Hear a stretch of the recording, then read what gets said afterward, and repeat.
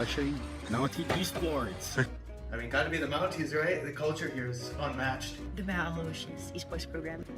Obviously, Mount Aloysius. You're looking at it. Gotta be the Mounties Esports.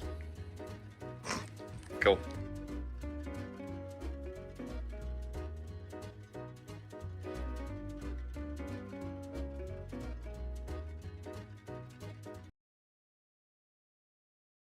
You have more important things in life to think about than your internet. At Breezeline, we propel life forward with home internet so reliable, you don't have to think about it. With a team that goes above and beyond. Fiber-powered speeds up to 1 gig. And 99.9% reliability at any hour. In any room. You won't have to think about your internet again. Go to breezeline.com for internet that propels life forward.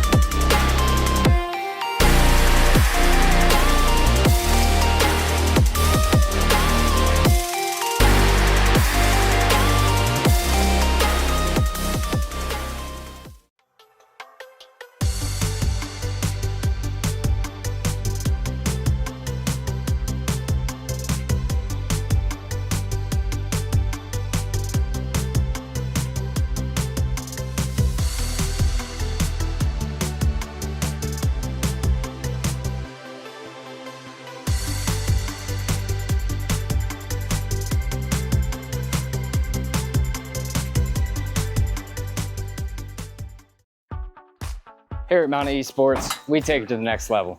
Our players have the ability to travel, compete, and even participate on the caffeine committee. Check out the Insta to see what's new with Mountain Esports today.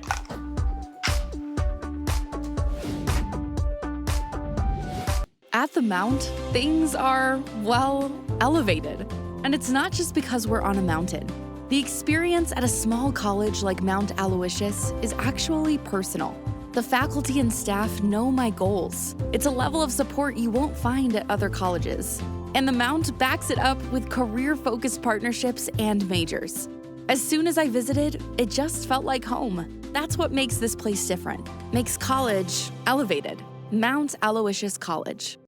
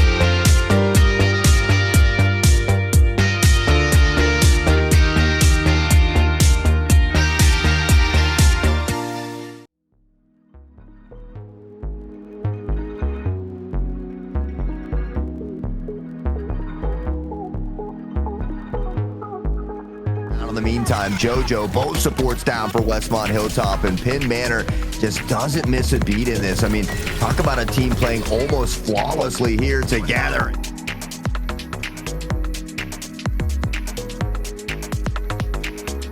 As we congratulate them with a big GG's. It was a hard-fought day by Central Buck South and Westmont Hilltop as they put on one heck of a show for us. But at the end of the day, there can only be one winner, and Penn Manor closes it out in dominating fashion.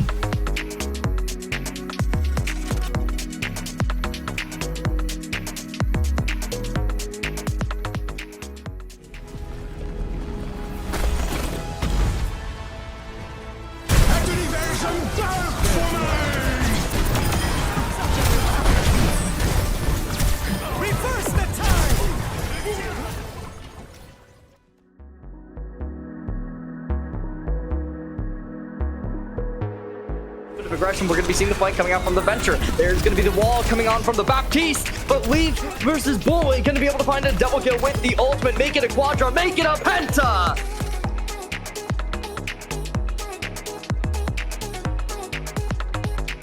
But you can't call them losers just yet. We see the overclock getting popped. Artie finds one, continuing their domination. Oh my god, Q! Artie unable to be stopped, dominating the battlefield.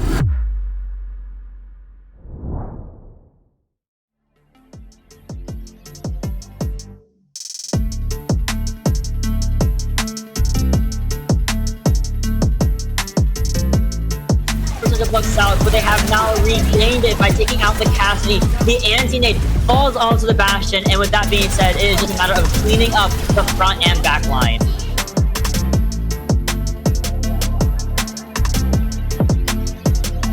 Zamir, just dive forward. Auto glasses get used alongside the Death Blossom. I mean, that is just a free entryway for Wrong Long.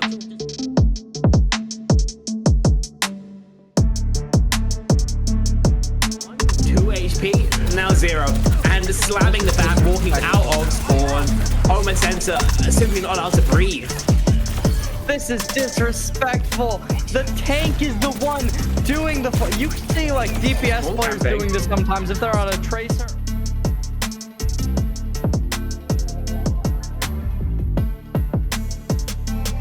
One gets found, two gets found. Both DPS are down for the count. Make it a triple. Make it a quadra. Silence gonna bring this team back on into the driver's seat.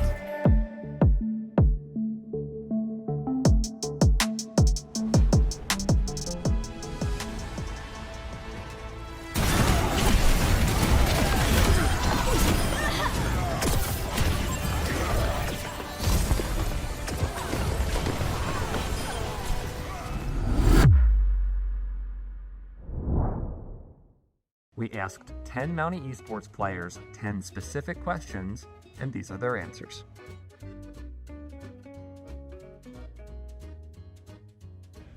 Watermelon Ice from Gamer Subs. Ghost Energy, either the cans or the pre-workout, either work. So I used to be a Ghost favorite, but now Too long. White Monster for sure. Monster, the Fantasy Red Ruby. The Mountie GG Gamer Subs that they provide.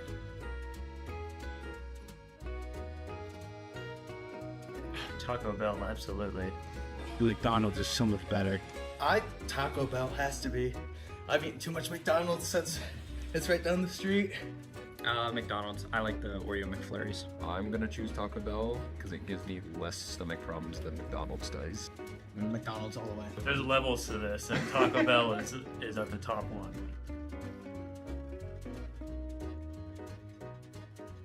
Sheets guy all the way. I actually don't know what Wawa is, but Sheets. I gotta say Wawa. I grew up with Wawa, and I just think the food's better.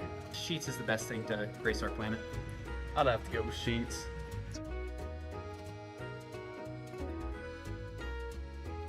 Definitely rough. Injustice, no J-Naps. Hydron, probably. Probably T-Crow. Either Skippy or T-Crow. Croc.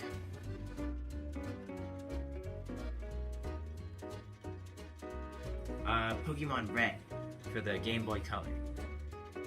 Webkins. That was the first video game I've ever played. Webkins. Oh my god. League of Legends. Sadly, that was the first game. That's one of the only games that I played. I just enjoy it so much. Mario Kart 7 on the DS.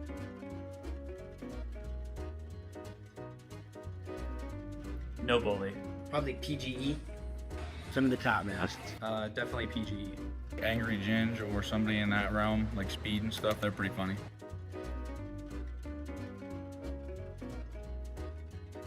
Probably my dorm.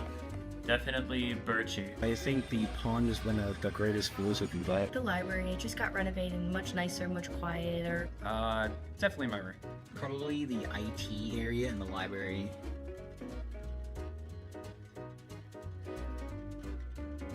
Yes, I love snowboarding. I've been snowboarding my whole life. Are you a snow person? Not really, no. I don't really like the cold a whole lot. I prefer summer. Only for playing Snow Day in Rocket League. No. Yeah, I love snow. Oh yeah, I mean, I'm from upstate New York. I love snow. I think it's so fun.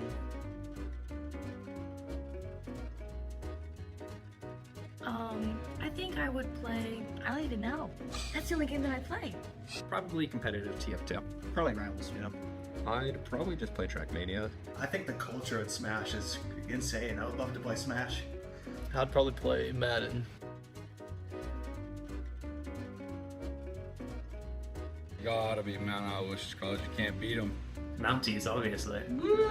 Mount Aloysius, of course. Oh my gosh, this isn't the question. Mountie Esports. I mean, gotta be the Mounties, right? The culture here is unmatched. The Mount Aloysius esports program. Obviously, Mount Aloysius. You're looking at it. Gotta be the Mounties Esports. Cool.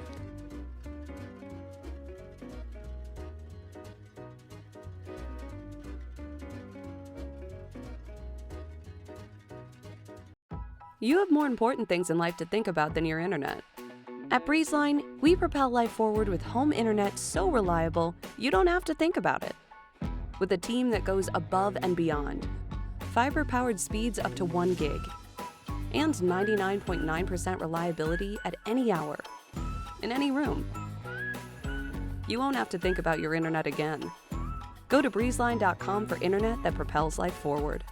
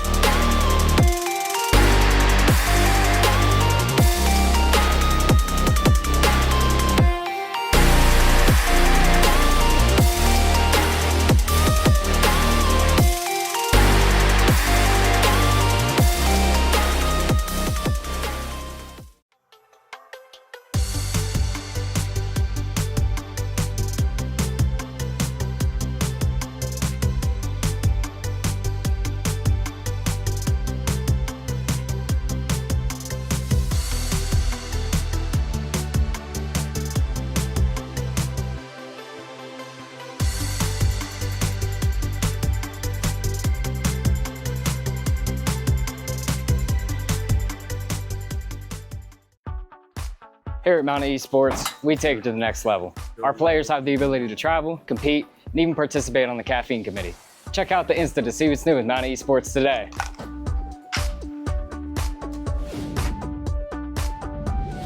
At the Mount, things are, well, elevated. And it's not just because we're on a mountain. The experience at a small college like Mount Aloysius is actually personal. The faculty and staff know my goals. It's a level of support you won't find at other colleges. And the Mount backs it up with career-focused partnerships and majors. As soon as I visited, it just felt like home. That's what makes this place different. Makes college elevated. Mount Aloysius College.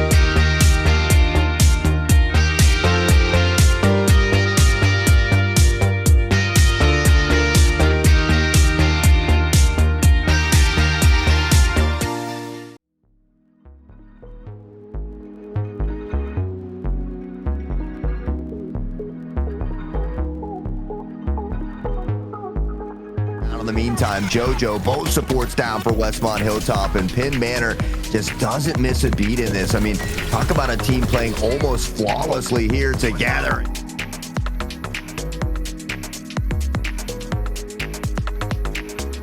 As we congratulate them with a big GG's. It was a hard-fought day by Central Buck South and Westmont Hilltop as they put on one heck of a show for us. But at the end of the day, there can only be one winner, and Penn Manor closes it out in dominating fashion.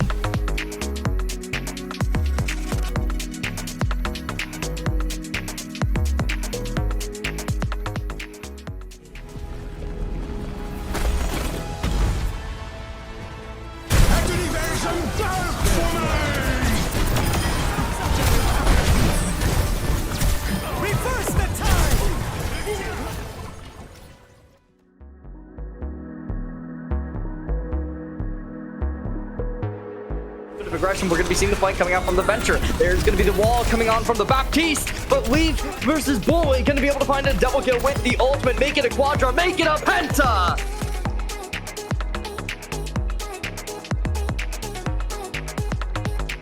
But you can't call them losers just yet. We see the overclock getting popped. Artie finds one, continuing their domination.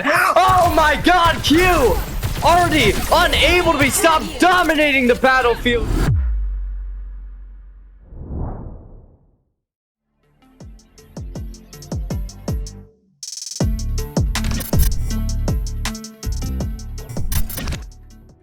And welcome back, everybody, to some more PIEA Overwatch 2 action. Still in the regular season, almost done with it though, but we are still in that first to best of 3 territory. We have Hempfield High School, we have Spring Grove coming up on deck here, both of which with relatively similar records. Spring Grove yet to get a win in the series, but I'm sure they have been very much fighting to get to that point. Hempfield with only 2 wins under their belts. Let's see a restart off with, especially on a map like Busan. Yeah, it's going to be quite interesting. We've got those best of 3s, exciting short-range series, and for Spring Grove, the Rockets bringing a pretty decent roster in, but still trying to find their footing overall. So today it's going to be quite interesting to see the battle, see how things flex and go back and forth, and especially because we've got 3 matches on the day, so much Overwatch action here in our main stream.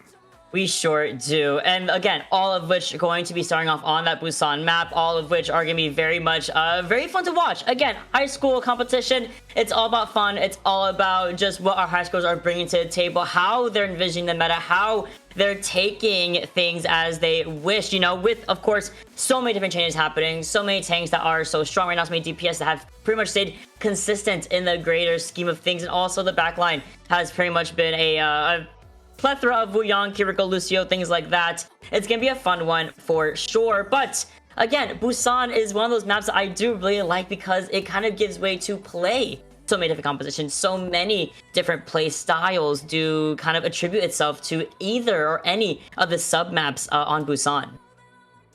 Yeah, and I think that's really exciting, especially for, like you mentioned, schools and high schools that are bringing in their own flair to the compositions, their own different favorite heroes towards what they want to bring to the frontline and backline team fight. So for something that allows you to play multiple different things, you could see multiple different compositions, but that also means as the players, you have to be ready to adapt. You have to be ready to fight against that other team, and especially being a best of 3, go from map to map and make those changes that can pick up those wins. Oh, 100%. I love that you mentioned, again, you know, the amount of flexibility you need in these first to 2 best of 3 matchups. You don't have that kind of warm-up map that you would kind of attribute in a best of 5. You don't have that space to play around, mess with your DPI settings, mess with your aim, and get things figured out and get the ball rolling. You gotta get it from basically round 1.1 sub map A, you know? You have to get it right in there, kicking and ready to go. Speaking of, you gotta get into the nitty-gritty of Busan. And again, it comes down to adaptation. It comes down to what works against something. If we're playing dive on cities or downtown, excuse me, will we be able to play a Winston dive, a Diva dive, a Hazard dive, all of which are viable? And then are you able to flip the script on Mecha Base? Can you go to an Orisa Brawl? Can you go to a Ramatra Brawl? Can you have that flexibility, especially again in such tight-knit time stamps that you have for yourself? Again, only in first to 2, very, very quick games. Yeah, and it means that it's a chance for one or the other team to have a very quick day. You're the first match of the day, so get some extra practice after this. Of course, the kids, they've been playing only a few weeks here in the regular season, but they've been in school for about 7 or 8 weeks now. So getting that practice beforehand, now carrying it and showing what they could do in the arena is going to be super exciting. And even more exciting, Overwatch, not our only title here at the PIEA League. We've got action all week long, from Overwatch to Rocket League to Valorant to Marvel Rivals and Fortnite on Thursdays. 2 brand new titles and more still to come. Oh, 100%. Love what we are able to offer, not just on the mainstream here, but also throughout all of our sister streams from PIEA 1 all the way down to PIEA 9. But you're on the esports company. You are here on the Twitch. While you're here, you might as well give us a little follow. Support the production team that put a lot of blood, sweat, and tears into putting out a space for these high schoolers to run down on Reinhardt and run down on Vall. I love the difference of these 2 compositions here.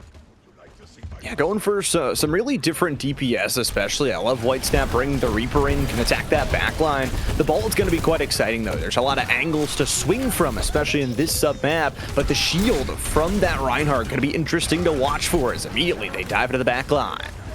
Trying to get those angles that you're talking about there. The Ball rolls through, doesn't really find too much pressure, but the 5 stack of Spring Grove are trying to find something.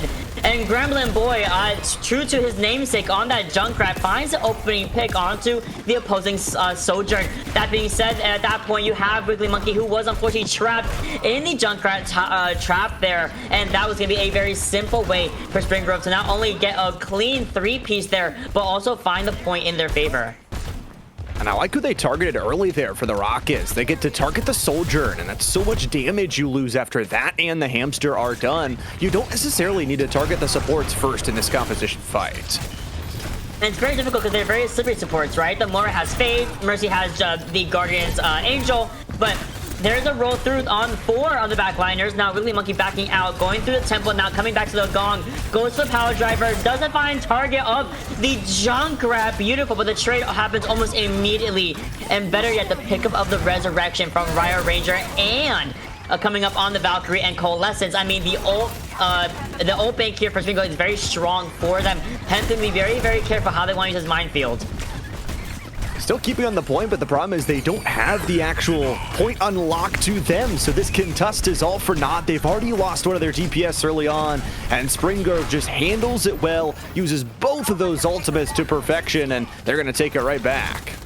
Very early as well, 33 to 33, dead even just now, gaining percentage in favor of Spring Grove. The contest comes in, the Mercy finds a way to slip through the cracks right at 1 HP. Wiggly Monkey might be a little bit too far in, rolls back, power driver onto the point, Tectonic Shock coming in from Easy Scheme, but is it going to be enough? Not against the power of the Fat Shatter coming in from Hunter 830. That's what I'm talking about. What a simple shutdown of 2 otherwise extremely big ultimates coming from Hempfield. They're just targeting the damage dealers very early on, and the supports are not supplemental enough to be able to provide that extra support in the backline to the specific damage, so Hempfield is going to go for a little bit of a change-up. They're not only bringing a dive character, but one that brings a shield that they could possibly teamfight from. 100%. I love the swap here as well to the Monkey instead. The Winston's so strong. Also, again, to the namesake, Wiggly Monkey, right? Had the Winston online. He uses a blast. However, it finds a stun onto Gremlin Boy, and that's the Junkrat out position out of the fight. Does get respected, thankfully, but the pressure is getting a little bit too much for Spring Grove to handle. Not able to use any of their ultimates that were reserved for this fight, but they decide, you know what, we're going to allow this point to stall to around 92% before inevitably giving the point back over to Hempfield and backing out and regrouping with our team. Now seeing the newly found Junker Queen in the disposal of Hunter. But it is already 92%, so Spring Grove realistically only has to win one more fight, and they're winning this sub-map. For Hempfield, for Omen's Carrot, saved away the Sojourn ultimate. That could be really big, especially with the slice and dice angles that you could find on this sub-map. Overclock can be the biggest thing coming in from Omnis Carrot, however. That has to be something that Phantom has to be careful of. Gremlin has to be careful of. Easy Scheme taken out early by the concussion mine, though. Gremlin Boy always finding a sneaky 1-up, but no mercy. Meaning, guess what? We only have the Coalescence, which is going to get procced here just to keep up the team. The Riptire finds the backline of the Bouillon. The Coalescence is looking for this Lucio, and it's going to be enough. Somehow, Spring Grove make it back without one of the supports, and there's the flip. I just really love their target acquisition. They're going to be able to get this construction going in towards a congestion, but overtime Fuse is going to be lit and burned down to nothing. They let Hempfield use their ultimates first, and then they just pop that tire, pop the Coalescence together to be able to win that one team fight they needed. Wonderfully done, I will say, from Spring Grove, bringing it back. But Hempfield got them a couple of times, was able to flip the point, under their noses once, if not twice, and they got a good healthy amount of percentage on that first map. So now as we go over to Mecha Base, maybe with some swaps going over to the Orisa was something I mentioned earlier. A Brawl would be fantastic here, and I like the Czars very strong right now. I like the Bastion. The Brig and Lucio, a little bit worried about, but if they can kind of not stepping each other's toes, it could definitely work for Hempfield. It's interesting, they'll have to watch who they want to bubble, especially with that Zarya front line. And along with that, Brig is nice, but can also provide a little bit of shielding if they want to go for those diced up team fights, protect the Bastion maybe a little bit more from this high ground. But Spring Grove early on is actually battling for this sort of high ground upper position. They sure are. I mean, the name of the game here is going to be stability, is going to be survivability from both of these compositions. The shout already expended. Inferior going down early to Gremlin Boy once more. The Junkrat has been an unprecedented force against Hempfield, more often than not. More so, Ominous Carrot realized, oh, I'm down my supports. I got it back out. And Spring Grove are going to take this first fight relatively cleanly with little to no resistance. And they're already up 1-0 in the sub-map count, so one more sub-map victory would be a map #1 victory. They would already be on series point for how short the series are here in the regular season. Ooh, fighting in that main area, love it, but the junk right there, it's very close encounters, but that is a very high charge Zarya. Wiggly Monkey knows we have an advantage. We need to walk with it. Venture getting a little bit too in there. EG Scheme needs to back out, needs to regroup with its team here. Still high charge Zarya, but Wiggly Monkey, I don't think, has any more bubbles and is being looked at by the entirety of the team here, taken down by the Moira of all people. Back in form, does punish the overextending Junker Queen from Hunter, though. So this all now comes down to the DPS and supports making some magic happen. Start things off with the Bastion ultimate here. Now putting pressure onto this Junkrat. The 1v1 will be intense between themselves and the Venture, but Gremlin Boy does find the win, and Ominous Carrot comes up to save the day and get some revenge for their fellow DPS. That was really interesting. Hempfield, even though they've got the Lucio, they're a relatively immobile composition, so Spring Grove doing a really good job to punish that. They've even got the res. Oh, on the top, I heard it right in my headphones, right side top. Rip Tire finds both Gintoki and Inferior, the backline, once they're both down as kind of just a team wipe here. 70% already for Spring Grove, as you mentioned, one away from match point. You've saved away the Coalescence again. I think for Hempfield, you've got the sound barrier. That's at least one good news for you, but you just have no angles to get in, and once again, gonna have to fight a bottom-top fight. I got Cole online, Valkyrie online. You can see Inferior trying to run away to get a sound barrier out in time. Hunter does go down for the count. There's a lot of healing output given in favor of Hempfield with that sound barrier on top of this fight. So they survive the fray with 2 picks going along their way, but the problem is that we're at 95% for Spring Grove, so they can lose this fight, but what's going to happen is all they need is one more fight win to regain the objective. We got to use Rally and Titanic Shock correctly. Same exact sort of scenario as that last sub-map, and that Valkyrie was popped nearing the end of that last fight, so Spring Grove going without a lot of their ultimates, but more importantly, that Death Blossom is right on the horizon. 7% away, in fact. Cole still online, though. Thankfully, Gintoki can negate it a little bit with the Rally if you want to walk into it here. Here comes a pin. It finds a Zarya, but the bubble just gives it more charge. Really making it working with so much advantage, but Gintoki puts the shield down for half a second, and Hunter is right there to punish the Brigida. It's the Death Blossom also used just for a good measure. EG Scheme gets negated with the Shatter and then booped off the map, and just like that, a little bit of a fruitless touch comes through from the Bastion. But you and I both know it is basically over. A 2-0 of Mecha Base in favor of Spring Grove, giving them a... Oh, excuse me, Hempfield. we were backwards. Oh, my bad. Hempfield popping off with the 2-0 lead here on the map, and the 1-0 in this series. And when you look at this final team fight, again, the Hempfield actually composition, interestingly enough, able to really rip through that backline. Spring Grove just didn't really have any frontline after that break went down, the single shield to kind of block everything away. So it is actually going to be Hempfield on the side that's going to go up 1-0, and Spring Grove now needs to battle back in map #2 if they want a chance to win this series. And they got him to take it down on a hybrid map. This is week 4, so we're going from, of course, Busan into hybrid, into push.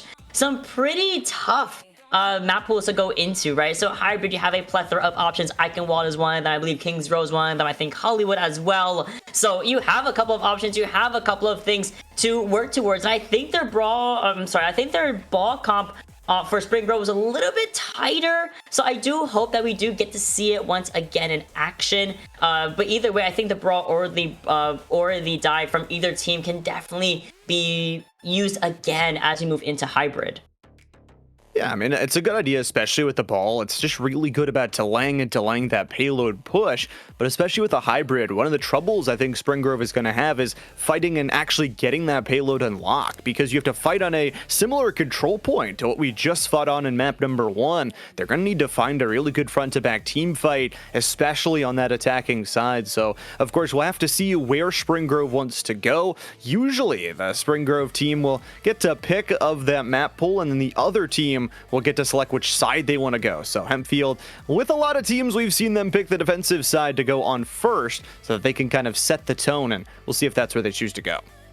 Oh, absolutely. Especially, again, if they want to keep kind of working on that Reinhardt brawl, which I think they're kind of familiar with. They're very, not even familiar, but they're privy to, you know? They love to play the Reinhardt. They love to play the Reaper with that as well. The Moira and the Mercy, a little bit unconventional, but I like it. I think that the Mercy has been getting a lot of really free reses, especially on that Junkrat. And again, if you want to go somewhere like, let's say, Eichenwald, my first thought is that little spot on the fence where Junkrat kind of spams down that little sight line, and you can't really do much about it besides kind of juke them around the place and try to avoid those mines. So with that being said, I do think Hempfield might have a little bit of an advantage, at least with how comfortable they look onto their compositions on the Reinhardt, on the Junkrat, on the Moira and Mercy. The reses have been so clutch as well to reinstate a possible defensive hold wherever we end up going. Yeah, that's a really good point as well. I mean, you've got to be really good on both sides of the map, especially if you want to take map number 2 if you're Spring Grove and move your way off to a map number 3. And things definitely don't get easier, but the good news is all of this is just a little bit more practice. Hempfield really showing that they've brought in communication, they've brought in a lot of different team compositions that they could play from and have prepared for every single scenario. So if you are Spring Grove, you can recognize that and say, we're playing a really good team, but still we've got to find those adaptations. And, you know, we see a lot of these teams get that coaching staff involved, get a little bit of a break in between those maps to talk it over. And they should, you know, things can always be worked on. Even Hempfield themselves made a couple of mistakes. You didn't get a perfect 100 to 0. You didn't get a perfect 200 to 0. There were some things that did happen, and same thing happens with Spring Grove. Coach is always so important. Always, they all deserve, of course, the opportunity to kind of talk over what went wrong, what went right, and all that jazz. And I think a lot of Spring Grove's mistakes are fixable between rounds. It's not anything super like. There's not really too much of a lack of fundamentals. There's not lack of mechanics. It's just small little adjustments that can absolutely be touched on and improved upon between maps. Honestly, one of the better things that you can have at your disposal, one of the better mistakes you can have is something that can be fixed on the fly, you know? It's one thing to be like, I can't aim, and I'm playing Sojourn. That's not the problem here. The problem is just small little adjustments, small little things. Maybe target practice, maybe target priority, things like that might be something we see going forward into hybrid. And again, you have to know how to play both sides, attack and defense. You can't be a defense only team, you can't be an attack only team. You gotta learn the map, you gotta know how to play both sides of the coin. You've got to be able to fight from different angles and sometimes fight from a deficit. Maybe this is what Spring Grove needed, where, you know, all your practice throughout those first couple of weeks, maybe they didn't practice from a losing scenario. And, you know, when you're down not only in the season standings, but also on a map, this could be something that ignites a fire that really gets them going and finds a map number 2 for them. And the exciting thing is for us, we kind of get to watch that growth from some of these players going up through every single year of high school, now up to the collegiate level for some of our players from PIEA. And it's just really cool to see that pipeline and the chance for these players to play. Oh, that's one of my favorite things about casting is getting to watch, especially during seasons or year-long seasons as well. I love seeing everyone's progression, especially teams. I've seen teams start in a plat division and they've gone and won the Masters division a year and a half, 2 years later. I love the progression. I love watching it happen. I love seeing people really improve upon a game that really is so difficult to do so because it's so established. You know, there's so many things you need to learn about Overwatch 2. It's not something you can, or just Overwatch in general, not something you can just kind of walk into willy-nilly and expect to be the best of the best. It is a grind-heavy game, and starting out this young, starting out when you're kind of in your prime and everything is so good. Really only up for all of these students between both of these high schools and all of our high schools at PIEA and competing as we speak. But I get emotional. I don't know. I love that kind of stuff so much, Llama. I really do. But that's all I gotta say about that. Really, really exciting stuff to see how these guys can really improve as the weeks go on.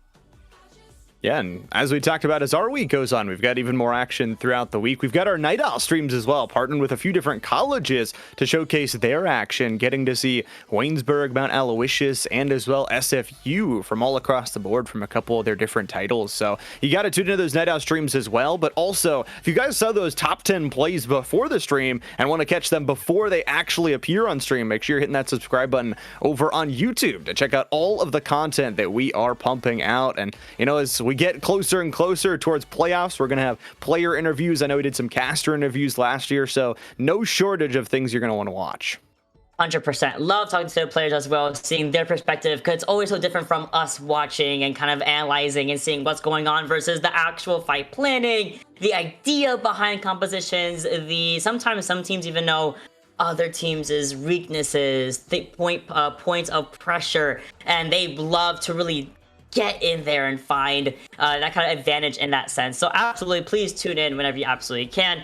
It is just a fantastic time to be part of really the bigger part of esports in general. Super fun and really insightful to see exactly what goes through the minds of any of our players, regardless if they're high school, collegiate, or even beyond. Finally, though, we are selecting our next map. Gonna be Numbani, very dive heavy. I'm expecting the Vall or the Winston again. I'm expecting some really varied backlines. I am a big fan of Numbani here.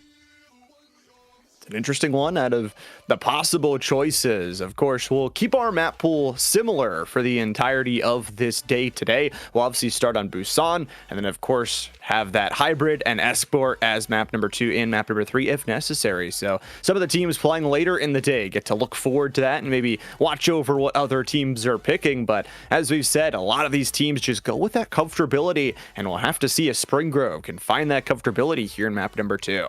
They absolutely should. And again, at least one of these teams we know can play a pretty hefty dive here. Can you play Brawl here? A little bit. There were a couple of adjustments to Numbani that were made to kind of slightly accommodate our more Brawl favored compositions, our more Brawl favored teams. So there's some staircases that Reinhardt can go up to. There are some places to walk up from, the coastline, of course. So there is possibility to play this upcoming Brawl. We are seeing Hempfield at the very that Hempfield is so far looking to stabilize on, especially on defense. Spring Grove, they know the name of the game is dive. That's where you're seeing that diva come out so far. They got the diva, but they've also got Omen's Carrot, who's going to be once again on that soldier and trying to find some of the longer angles that Numbani provides. For Hempfield, there's a lot of corridors here in this map, and I love the front-to-back composition, but White Snap once again on that Reaper could cause complications. So he should be able to, but we forgot about Gremlin Boy and how effective that Junkrat has been. We need to look at our toes. We need to look everywhere for these traps because that Junkrat has so much free value. Billy Monkey and the rest of course, Spring Grove need to wait out a little bit for their Baptiste to come back, but in the poke face looks very much pretty good for Hempfield so far, setting up these corners to stabilize on with that big old shoot from the Reinhardt. The high angle being taken out by, of course, that Sojourn, and no one can really effectively go up there to kind of counteract her. So Omnis's Carrot is getting so much free value, but again, the trap is right there and someone's caught right in it. Gotta pop that immortality field, and important to note, Hempfield did select defense here, so Spring Grove going to start on that attacking side. We'll get to see what they can do on their map selection, but once again, White Snap is in their backline. And finding a pivotal part of any composition, that being the Kiriko. Next up, gonna be that Bastion and that Baptiste. There goes the Sojourn, and Willy Monkey backs out to get a little bit of ult charge for the backline, but Hempfield already working with a Riptire and a Shatter. It's interestingly enough that they've been able to hit shots, and that's what really charges up that ultimate. So finding angles to assault the backline. Wiggly Monkey, though, is pretty close to a Diva Bomb. It's gonna be fantastic for a second lease on life, especially as these fights get narrower and narrower. Only 2.5 minutes left on the engagement here. What can we see? They're sitting on the high ground here, Llama, but we gotta actually go in with something because we have Riptire and the Earth Shatter ready to go at any moment for Hempfield. Very much back and forth. White Snap takes the opportunity and finds Omnis Carry in that back line. mean, this fight is pretty much already over unless you can find a way to break through that shatter now. Where did that charge come from? Oh my, poor Inferior just had to stand a chance. The Earth Shatter as a Hail Mary for Hunter does get one. And really, Monkey's again the only one really available there. Does get a little bit, I think, trapped right in that moment. And there's a shutdown subsequently onto the Diva. Now, spawn advantage is going to favor the Rockets here. We'll see what they can do 5v3 if they can get out quick enough, especially for Omen's Carrot and the Bastion. That is so much damage, but immediate nade to the head. I love this off angle coming in from EG Scheme as well. This is a good one for the Bastion, but it can be a little bit weary because you're so big, right? As you can see, I'm backing out immediately. The Sojourn not able to run away fast enough from the clutches of Gremlin Boy. Really is being the gremlin of a lifetime right now on that Junkrat. White Snap comes up on the Bastion pick as well, giving a 2-up lead here for Hempfield in terms of numbers. Now 3 players up. Now they're going to back up and regain their defensive positioning. They've saved so many ultimates. Sure, it's 3v3 in ultimates, but the time is down to 60 seconds left to go here. Springgrove has got to make a choice, and this tire could really ruin everything. And it has been for the last 2 maps now. Rip Tire online, as you mentioned. Also, White Snap's Death Blossom is the one to look for. We're going for an aggressive Diva Bomb, though, making a lot of space. The overclock layered over that as well. Tire looks to find somebody, and it finds the Bastion immediately post death of the Kiriko, which did use the Kusanate Rush. He's just gonna be the only one to hold on to his ultimate, but otherwise there's no more bodies on the floor. It's only 30 seconds left to completion of the first round of Numbani. They can at least use that artillery form to garner a little bit of space, but Springgrove used every single thing else, and White Snap and Gremlin, even though they only find 1 pick apiece, it is on to priority targets. The Bastion and the support as well. Layer them up, and they've got 5 seconds to go. Oh, big slam finds not a single stun though, but the Coalescence on top of that will be the kicker to this ball composition. And just like that, the numbers are in the favor of Hempfield as they find every single body off of their points, off of their payload. Just the Freya, but it was all for naught. Overtime ticks down to nothing, and there is not a single bit of percentage in favor of Spring Grove, halted completely on first point. And this is why you pick defense first. If you have a really solid half, all of a sudden a very easy job for Hempfield. It is literally you win 1 fight, and it is not just the map that is over, it is the series that will fall apart as well. For Springgrove, it's got to be perfection. It'll be interesting to see the heroes they select. We did see them kind of hover back over to that ball composition, right? As a Hail Mary, yes, but I think the ball might work a tiny bit better. I do have a feeling that Wiggly Monkey might be a tiny bit more comfortable with the ball, especially for the performance we had seen on Busan first point, right? That being said, though, I did like this Sojourn. I did like a couple of these options, but we're going for something a little bit more traditional. I like this kind of Circuit Royale comp over on Numbani, the Sigma, the BAP, the Zenyatta, classic trio there. But with a more updated rendered version with the Cassidy and Bastion as your DPS line. Yeah, it's interesting you have a little bit of range with the Cassidy, but with the Bastion, might run into those problems once again with still Gremlin and White playing what they were in that last half of this submap. So if you allow them to get in the back line, it could be fight over, series over very quickly. And again, your backline somewhat stable because of the Immortality Food and the Baptiste shift, but Zenyatta is still very much a glass cannon character. If White Snap is on Inferior at any point, that's the end of your backline. It'll be interesting to watch as well what Hunter does. We talk about those corridors and what that shield can provide for the Reinhardt. It could just push this team forward and give them so much space. Oh, speaking of pushing forward, I mean, Hunter is on the angle with the rest of the team here, walking as one unit, and it's going to be the damage orb, the biotic orb of all things that finds Inferior. The concussion mine takes down the Cassidy, and Llama, you and I both know, when you have hands, there is nothing mitigating this Reinhardt from just walking on the rest of your team. Very short-lived defense phase, and only 40 seconds, it has been captured by Hempfield, giving them the 2-0 win in the series. Really good job overall just to control what was their defensive side, make it easier when the things did swap, and for Gremlin Boy, will earn the play of the game so often as that Junkrat gets to steal away the play of the game with the tire, but this was near the start, just able to destroy, take down 2 with those bouncing granados, and then follow it up with some even more assisting on the back end of it. So it's a 2-0 for Hempfield. They'll walk away with the W here today, but for Spring Grove, a lot of good stuff to work on, especially from that first map. Absolutely. I think one of the biggest things I do want to just kind of touch on to work on is definitely that tempo, being the aggressor, not exactly the reactor. And sometimes it's okay to be the reactor, sometimes it's okay to let a team kind of ult dump, right? But not everything needs a reaction. We can always be the aggressor at any point, especially when you know you have that advantage. So working on that kind of confidence, working on that, forward aggression, I think will kind of give them some more victories in these fights, in these team fights, in the rest of the PIE seasons. But you and I both mentioned earlier, we have a couple of more matches coming your way. The 2-0 today was beautiful from Hempfield,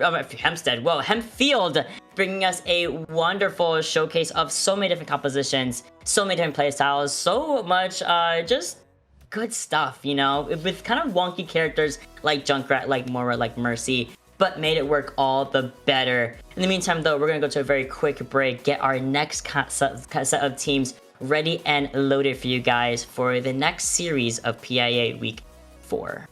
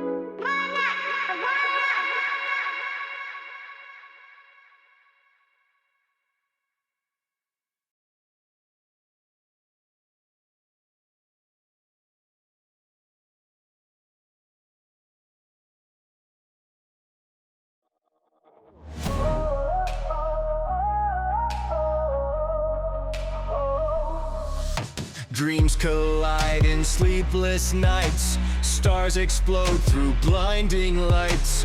Victories found in the fight. I'm on top, my soul ignites. Life's a game, we learn the rules. Twist and turn like misfit fools. Through the pain we break the chains. Find the win through loss and gains. I've got a heart that's never quitting. In this race I'm always sprinting. Feel the power, victory sings. Born to conquer, spread my wings.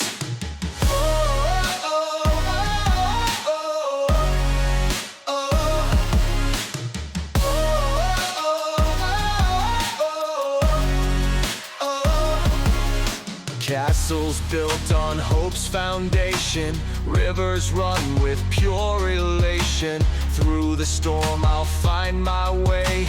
Triumph shines like break of day. Tides may turn, but I remain steady, strong, won't yield to pain. In the end, the truth will show. Strength and heart, the seeds we sow. I've got a heart that's never quitting. In this race, I'm always sprinting. Feel the power, victory sings. Born to conquer, spread my wings.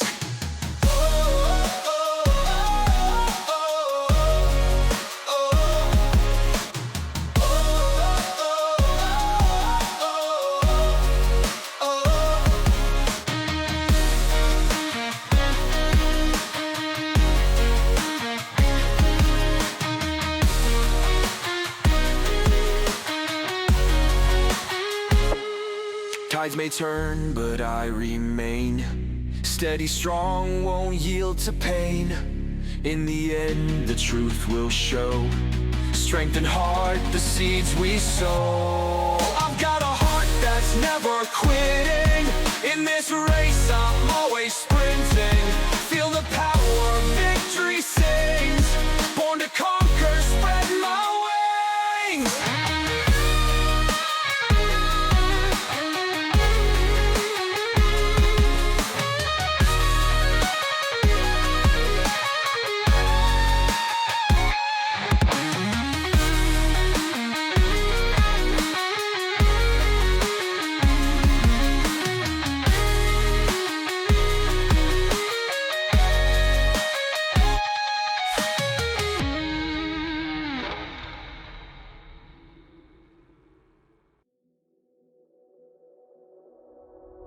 Hey, what the hell? Why you hanging on the rooftop by yourself? I have an open invitation, but you're telling me go get lost. I don't wanna see your face. Yeah, what the hell? So why don't we stay out till the morning light? 'Cause two wrongs can make a right. We're just doing what we're feeling right now. Some Chardonnay, we camp in the parking lot. Leave traces of plastic cups. We're just doing what we're feeling right now. So what the hell? Why you hanging on the rooftop by yourself? Always waiting for the one, but I got news for you. I'm the best that you can get, so what the hell? Yeah, what the hell? So what the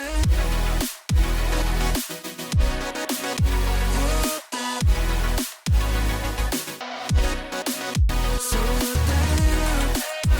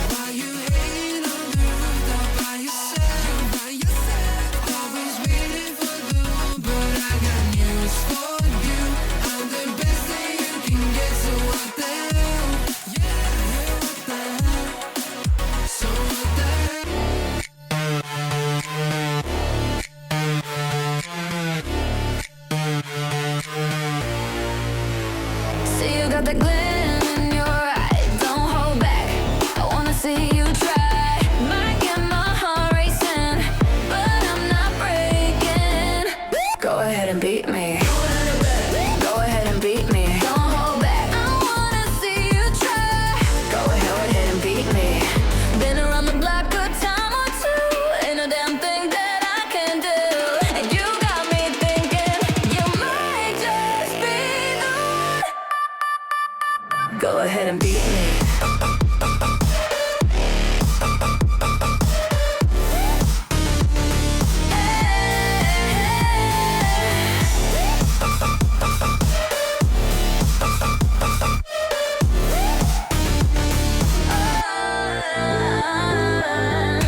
Go ahead and beat me.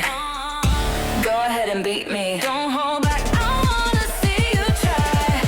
Go ahead and beat me.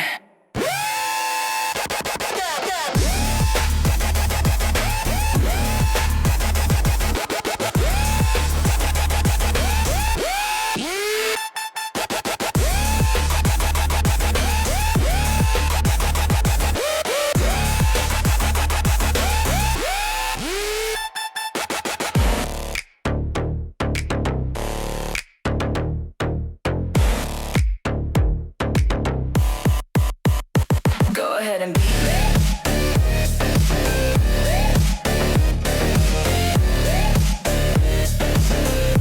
Go ahead and beat me. Go ahead and beat me.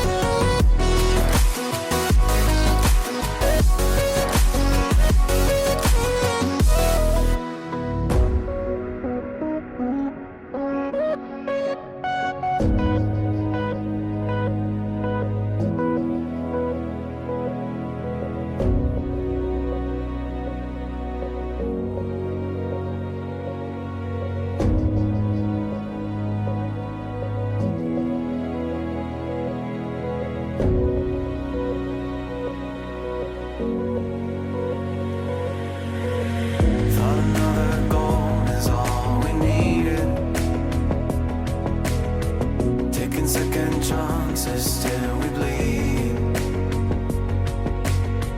And when all the love had been depleted.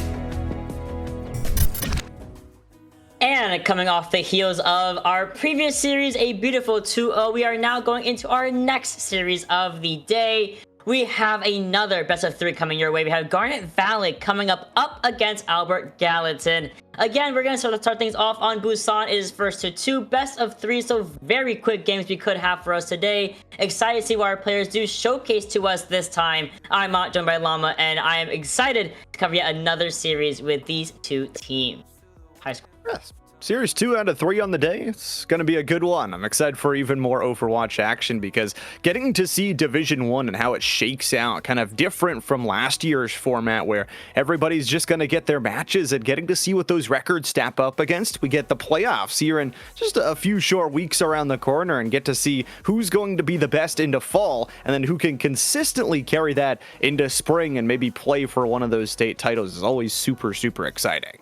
100%. Being able to actually be able to play an offline or play in a LAN environment and get that kind of a win under your belt, something super exciting, and something also that not a lot of high schoolers can boast about at such a young age, right? So with that being said, Garnet Valley coming up against Albert Gallatin. We're starting things off on Busan once again, then into our map 2 will be hybrid, and then if we go to a tiebreaker into a third round, we'll be going over to an escort. So very payload heavy kind of day, kind of week for our teams this week for PAA for week 4, but still gonna be a very, very fun and jam-packed one. We saw a lot of that, you know, previous series. We saw some Ryan, we saw some Ball, we saw some Winston. We saw a lot of kind of variation, some goofiness that did work out favorably for Spring Grove previously, but now, or not for Spring Grove, but also Hempfield as well.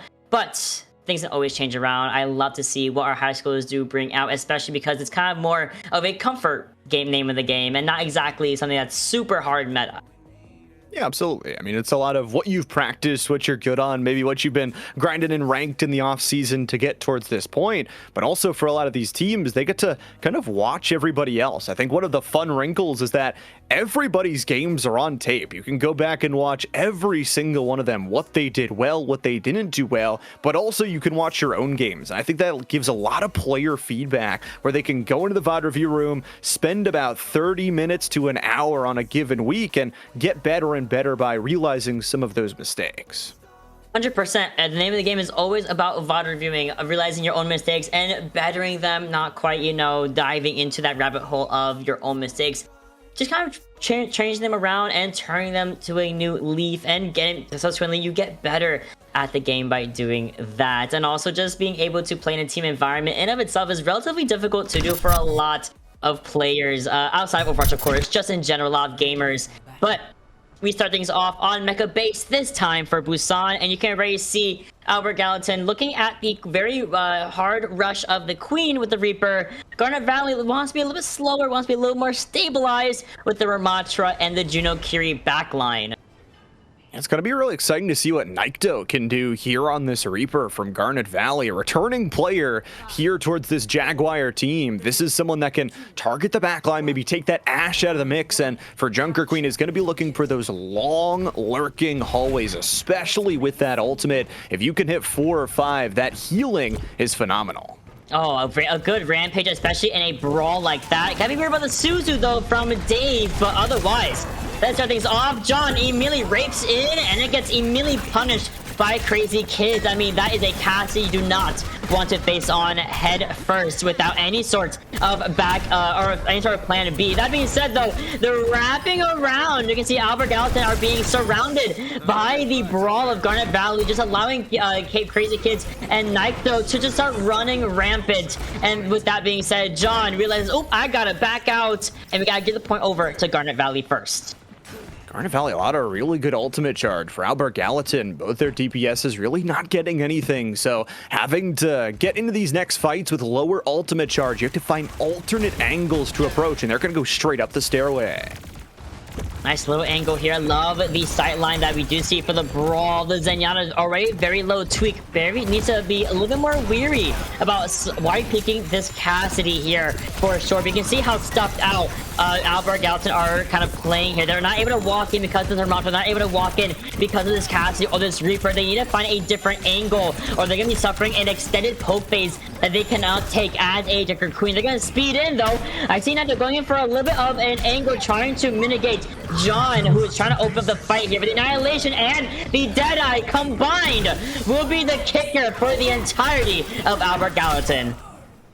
Oh, 4 KOs and an assist on the 5th. That feels real good as the team kill comes on through. The Jaguars, really nice sight lines. They've been able to control this upper deck throughout the entirety of this first submap. They're already up to 60%, and Albert Gallatin, unfortunately for them, they have no recourse in the form of ultimates.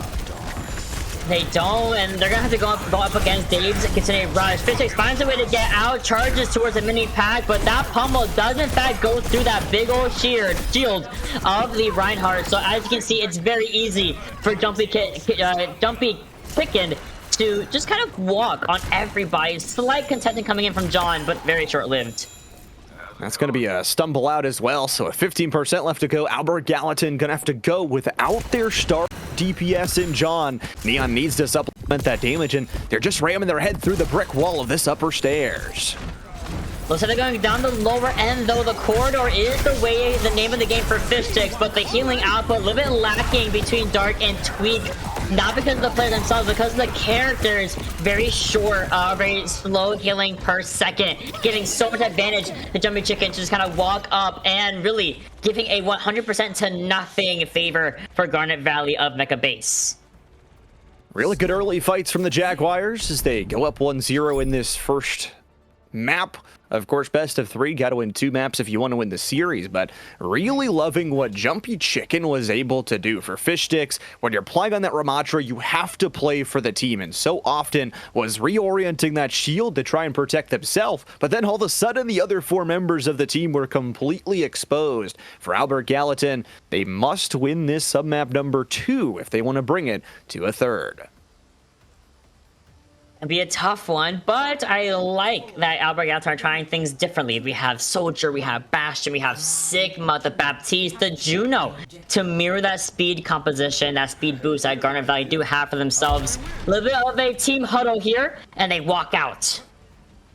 The idea, though, of going for a little bit heavier with the Juno, you've got the ability to team fight with that laser. You've also got Neon, who's going to swap up for a damage-heavy Soldier. Fight already starts. You have Crazy Kids kind of solidified themselves on the point, and John accidentally kind of separates himself from the front line. You need that Sigma shield to get any sort of value on the Bastion. So as you can see, the follow-up is very much easily done for the side of Garnet Valley, just leaving the poor old Sigma all by his lonesome, but will in fact be able to regroup with that Juno and a company. Garnet Valley not going too far forward, and what I like about this is they're able to stunt the growth of Albert Gallatin, even though they're hitting rocks, even though the black holes have been massive from Fish Sticks, just haven't found that fight yet. We just find a point in favor of Garnet Valley though first, and now this is their opportunity to actually start walking up as a full 5-man crew. The respect is given though for the Bastion turret form, but it quickly defeats, and you can see how quickly Crazy Kids on that Cassidy finds the headshot onto the Juno. We also have Nagdo on the upper angle, giving even extra pressure to the rest of the team from Albert Gallatin. They cannot find a way to walk on anybody. The teleport is not mitigated. There is, of course, going to be the win here for John Liz, getting at least 1 kill for Albert Gallatin, but the rest of the team around him has now faltered into the spawn room. That was just a really patient team fight. You mentioned waiting out for that turret form to expire, then they charged the shield, breaking through the midline, and Albert Gallatin really just had no answer. The good news is they've got 2 really big ultimates to work with in this next team fight.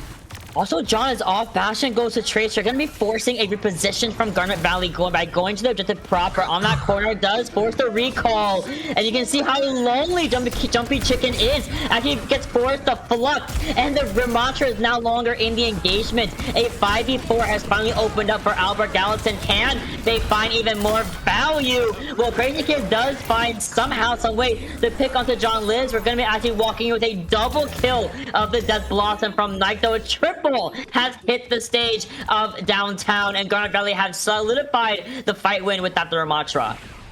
I mean, the reposition was just beautiful. They forced themselves back, but because they have this nice crossfire, Crazy Kids can just free fire, and they're like, okay, we'll get out of Crazy Kids' vision. They walk right into Nykta with that huge ultimate. One more fight, and Garnet Valley wins the map. Oh, a little bit of a tight window to use here. Very easy LOS by the rest of the team as well. Doesn't really find anything besides Dark Whip's own unfortunate fate. The Rock sends Hemican off into Oblivion, and we're jumping, trying to get onto the point proper. And we do get the flip, funnily enough. Orbital Ray committed. High Noon finds Tweak.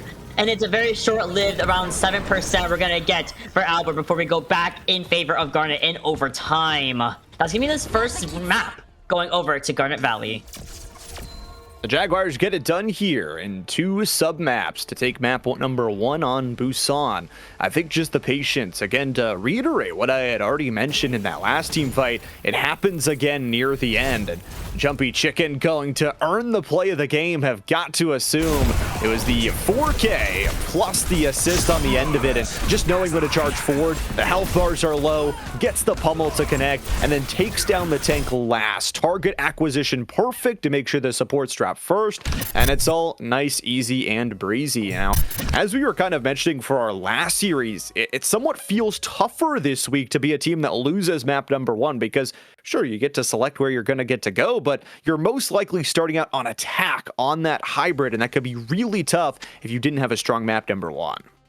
Yeah, and not even just that, but even if you win on a hybrid, it's back-to-back payload maps. And again, there's a reason why so many of our best of 5 series that happen in other leagues tend to kind of separate the two. They're very similar, one in the same. One just happens to have an objective capture and the other one doesn't. But if you have a fantastic defense on that second round, you likely will have a repeat success rate on the third round, on the third map, right? Being back-to-back payload options. So when we go into hybrid between the options of, you know, Numbani as well as Blizzard World, 2 very dive-heavy maps, you also have the option of sticking with our guns. We want to play Brawl, we can go King's Row at the same time. Stick with that Ramatra, excuse me. Stick with that Sigma. I think the Sigma actually worked a little bit better as we went into the downtown submap of Busan. Just need a little better cleanup, because I think the 1v1 that did kind of set that one fight against, you know, Albert Gallatin away from their victory was just between the Cassidy and that Tracer. And that matchup can be so difficult if that Tracer is not, following up on lack of hinders. Because once that hinders on that Tracer, she can't blink, she can't recall, she is a sitting duck for that headshot. And it feels as well that the Tracer, it added some sort of flexibility, a little bit of mobility towards that retake on the control point, but at the same time, again, patience was the name of the game for the entirety of that map for Garnet Valley. They kept taking really smart fights, and even when they had their tank down at multiple different points, they relied on each other to play those nicer, closer angles. Now, as we go into map number 2, you may not have those, especially if you're starting on the defensive side. You might have to fight in a straight-up corridor, so what that team fight looks like, I guess we'll just have to see, but it's now on Albert Gallatin. Either they win this second map and they can force a third, or else the series is over. And Albert Gallatin did a pretty good job with that Tracer of kind of forcing a reposition from Garnet Valley, which allowed themselves to get that first pick onto the Ramatra, leaving Garnet Valley front lineless. They didn't have the Annihilation, they didn't have Nemesis Fund, they didn't have the Ramatra in that fight. And again, we kind of saw that 5v4 somehow go by the way of Garnet Valley either way. But Albert Gallatin has an idea of using that Tracer to distract that back, distract positioning, force some heads to turn around, giving or at least alleviating some pressure off of your Sigma, off of your Baptiste, who are getting kind of pressured out by that Reaper more often than not, and the Cassidy, of course, from Crazy Kid. Either way, I think hybrid will give a little bit more leeway for Albert Gallatin to work with, a little bit more space to work with. You have more angles, you have more flexibility with rotations. When it comes to control, you're kind of forced onto one area at least with Payload, you have some movability, you have some new sightings to work with. And I think that'll be incredible to watch as well. For some of these players, you know, maybe you're grinding ranked and you find a favorite map that you're playing over and over and over again. But for these specific map pools, it kind of limits what you get to choose from. And you get to really practice everything. Maybe you're someone that hates Flashpoint. I know you like Flashpoint. I'm a more hater of Flashpoint on that side. But maybe you've been practicing one mode more than others. And this really gives you a variety that, especially when you go into those playoff best of fives, you get those longer, arduous series, it's some really good practice. Absolutely. And again, being able to practice all of these type of map pools, map types in your scrims also so important at the same time. And thankfully, I'm hoping that we're able to have a little bit of scrim time between. I know 8 classes a day, yeah, you got it. If you're in any of those accelerated programs, yeah, your free time is shot. I've been there, done that. I get the sometimes there's a time crunch for our high schoolers, and whatever time there is allotted to practicing is all the better for them. So with that being said, being able to be so flexible is also a key, I guess, trait that a player should absolutely have. Finally, we've solidified our map number 2, however, and we're going to one of my personal favorites for hybrid. We're going to Vall. I love this map. Not only the absolute scenery that it provides once we get in there, but also the ability to find really different high ground, low ground plays from the mid castle wall to those initial team fights. It can be really fun to see those different angles that you can take team fights from, but it's going to be interesting to see what Albert Gallatin can do again if they don't win this map. Unfortunately, the series is over, but there is an escort waiting for them if they are able to find the victory. They should be able to hear either team definitely up in the air. I think the signal composition from Albert Gallatin will work wonders, especially if they have the opportunity to run defense first. But again, that kind of just comes down to which side will be chosen for each of these teams here. Garnet Valley, I feel like are very confident in their attack, especially if they're going to continue to run that Cassidy and Reaper composition. And that could be something to look out for, especially if they're on the attack side of things. That Cassie can walk in main, and that Reaper can be teleporting all the way to the point and forcing a pincer effect on Albert Gallatin's defense. Of course, again, assuming they're defending first. Otherwise, I am really excited to see how Albert Gallatin will be able to utilize this map to their advantage. I love second point, the castle, so oppressive with those extreme angles, extreme high ground control as well. It's always a struggle for the attackers to find a way to battle it out past the castle. And especially if you're not watching your back. You talked about what that Reaper was able to do. The Ramatra can find some backline picks if you go for a full team wrap. For Garnet Valley, in a really good spot, and I think it was the fluidity and how they were able to take that map number 1. Their team fights, again, whenever they lost a member, they were able to clump together as 4, use incredibly great angles, but all of that could be for naught. If they don't win this map, it's kind of interesting. Things could flip. If Albert Gallatin forces an escort, they would be the ones to pick sides instead of the map on where to go, and if they're really good in those payload modes, could all of a sudden be a big shakeup.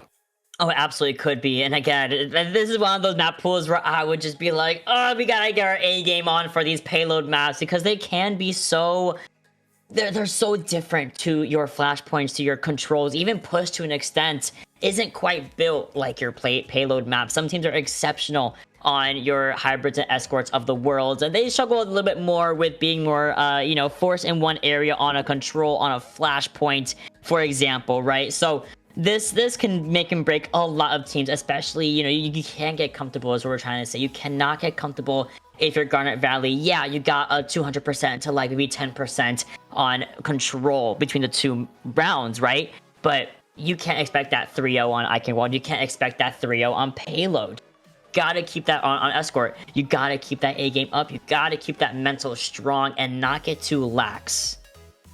Expectations, always fun to mention, and you can expect also some other phenomenal games the rest of the week here at PIEA. We've got Overwatch on Monday, Rocket League on Tuesday, Valorant hitting the Wednesday schedule, and new this year, Marvel Rivals and Fortnite no builds on Thursdays. Along with our Night Owl streams, there is an infinite amount of games that you can watch, and you know what they've got to do? They've got to hit that follow button if they want to tune into all those. Not even just on Twitch too, but you also have us on Twitter. You have us on YouTube as well. We are keeping updates of all our matches, all of our streamed games, recordings, and that's where you can see again all the little clips you see in the beginning of our streams of the highlights from PIA and beyond, right? So with that being said, thank you for your support. Thank you for watching your favorite players, your favorite high schools, your friends, your family, and everything in between. With that being said, though, we should be getting into our game relatively soon. We're getting our rosters locked and loaded for our teams otherwise. And again, I really just can't wait to see what we can encounter from both of our teams here. We see Garnet Valley will be on the defense first. It looks like Albert Gallatin will be attacking, and they're on the Reinhardt for now with the Reaper to boot. I like it. We'll see if they stay with this sim. I'm a personal fan. Usually a lot of teams will just go for that quick teleport out, but you can place those turrets, especially on some of the closer angles, get those slows, get the extra damage onto your opponents. But as you mentioned, Garnet Valley here will have the defensive side. So if they can go clean, just like we saw in our Series 1, they could have a very quick day for themselves and possibly a quick series. But this is going to be a good Reinhardt duel. We'll have to see who comes out on top. Oh, I love me a good Reinhardt duel. This is kind of how you know we're in an okay spot, is when you can play Reinhardt at some point in officials. With that being said, I know Stinky Turtle is very excited to see a Reinhardt mirror, but the Symmetra turret, or excuse me, the Symmetra teleport already coming to fray. Lumpy Chicken tries to get the wall off, but messes it up a slight amount, leaving, Fish Sticks living a little bit longer. But Neon Rhino cannot say the same. Intel follows up on the opportunity on the Symmetra and takes that care of him immediately. Otherwise, it's a full stop here for Albert Gallatin. I mean, all this is just time delay, right? Even though you don't separate the Reinhardt, you do this time, and this will be a nice, easy kill. It's just delay the time. Burn down that Immortality Field, burn down their backline. Next to another, they've already got a Shatter. I didn't even know we had Shatter online. And mind you, Fish Chicks is only at 25% to his own. Closest going to be that Amplification Matrix from Dark Wolf. I think it was those fire charges early on that hit like 2 or 3 people. Must have charged him up really well. And oh, the poor Ice Wall to block off the spawn as well.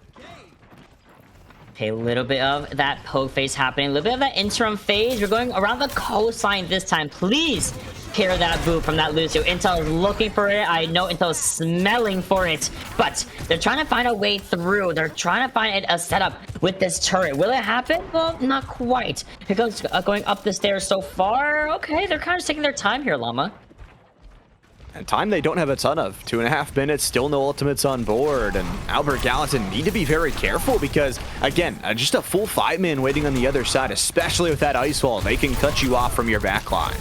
They sure can. The wall is in fact there against the Brigida, and the Reinhardt finds Tweak early. The pin onto the wall means that we're gonna get Fish Sticks out of there, and a second Shatter is online too before Fish Sticks can get one of his own. I mean, Sneaky Turtle's got to be doing something different. I need Reinhardts like this in my ranked games. Like 2 Shatters in 2 minutes. Like, that is an absolute pace to be on. And more importantly, look at the ultimates upcoming. Lumpy Chicken and Jumpy Chicken are about 15% away each in their own right. And Naito's already got the overclock ready to go. I didn't even notice there was 2 chickens on my team right now for Garnet Valley. Good call. Good nade and good execution from the team of Garnet Valley. The teleport comes in a tad bit too late, leaving Rhino kind of back away from the team there. They gotta be a little more cohesive with these teleports, I have to say. It can work. We just gotta lock in. Unfortunately, they really haven't been able to place those slow turrets well enough, and unfortunately for the Reaper, stuck out in between no man's land. 5v1 gonna take him down, and now Albert Gallatin has to play the fight a member down. Nano online. Turtle does get the self-nade used on themselves. The Lambertality Field has been extended, and the Overclock and the Blizzard will be used in the spawn area of Albert Gallatin. Can we get something in the last minute with just the window online? I mean, Turtle's got another Shatter. Realistically, they turn this corner, and it's fight over again, unless you can get that Immortality Field perfectly timed. Oh, but the rail shot onto a teleporting John Liz onto Neon Rhino, a 3-man Shatter. Yeah, and just as you predicted, 1 Shatter, that's the end of the fight. Intel has Sound Barrier. This has been impeccable use of ultimates, by the way, from Garnet Valley. Sneaky Turtle is just doing a good job of building up those ultimates. It's not necessarily the shatters have been flawless, getting 3 or 4 members every single time, but it's those fire charges that's landing. A window pop to you early, and then immediately they lose their support. They do lose the Baptiste, and the Anthony is on Fish Sticks, and the Wall is barely separating Fish Sticks from the rest of the team here. Tweet taken out by Intel. And with that being said, we might as well walk in with only 3 seconds left. That's going to be the hold for Garnet Valley. Successful defensive side here for the Jaguars as they'll pop the cosmetic sound barrier to get some green on the health bars right near the end of it. For Albert Gallatin, it's got to come down to pretty much perfection on the other side, where Garnet Valley has been very aggressive. They found those angles into spawn, and especially I think on this map, if you're not clean on your team fights, you're a far walk away from that initial control point. So if you're not taking space, the space is going to get taken on you. Yeah, that walk is not pretty for my defenders at all. As someone who's played Zenyatta and Ana, it's a very slow walk for us, especially. I've been there and done that, but Garnet Valley have their work cut out for them. 33% is all they're looking to do, and they're doing it with some of the speediest characters and high mobile characters in the game. The Lucio, Wu Yang, newly introduced, the Genji, Venture, and Doomfist all have their own way of really being an annoyance to this upcoming Hog composition from Albert Gallatin. And I gotta say, Sneaky Turtle might have to change the name after this one. Has been really quick, has been very active on the team fights, and now jumping on the Doomfist is going to be a really slicey, dicey sort of first team fight. For Albert Gallatin, I don't hate it. You've got a lot of upfront damage, especially with those dueling turrets that can help slow down your opponents. But again, one team fight is all the Jaguars need to take this victory. One team fight, 33%, one tick. Otherwise, Albert Gallatin need to find a way to wall the wall! That's so messed up. It was a good hook too. That's so unfortunate, Llama. Oh, I'm so mad for them. What an entry for Sneaky Turtle to get the Ana out of the way with the Dark Wolf. Couldn't get the Sleep Dart out in time to mitigate Sneaky Turtle whatsoever. Naito finds the back line, and at this point, it's just just taking care of the Hog, who is sitting there trying to get that take a breather in time, but otherwise Garnet Valley are taking this with a flawless 2-0 victory. They completely flipped the script of what was a very patient first half. They go uber aggressive, and it'll be one of the chickens, Lumpy Chicken, as the May, earning themselves the play of the game. Had a lot of really good blizzards, and it was that Ice Cube into Blizzard combo towards the end. Just really finds the backline, finds some headshots, and ends up finding a triple kill with the follow-up Ice to assist on the 4th. So using those ultimates, especially when you have Shatter and May coming up with the Blizzard and timing those to alternate off of one another, they never really gave Albert Gallatin a chance to really play in that second map. Absolutely, I did compliment their ult usage. They were so good at kind of just using every ult 1 at a time, maybe 2 at a time. In that fight, there was an overclock that was also committed as well, but it was all for now. You had a Shatter online again. You also had, you know, the nano boost. You had the sound barrier in the back pocket. They did a really fantastic job in that hold. And again, oh, you saw that hook as I did against that wall. Would have maybe spelled a little bit of a leg up for Albert Gallatin, but unfortunately that wall was the 6th and unknown player in favor of Garnet Valley. But as we mentioned, 3 series today. That was 2 out of 3. We have one more coming at you in just under 10 minutes. So we'll be right back to have our last series online here. First to 2 as always, and we'll see who comes out on top.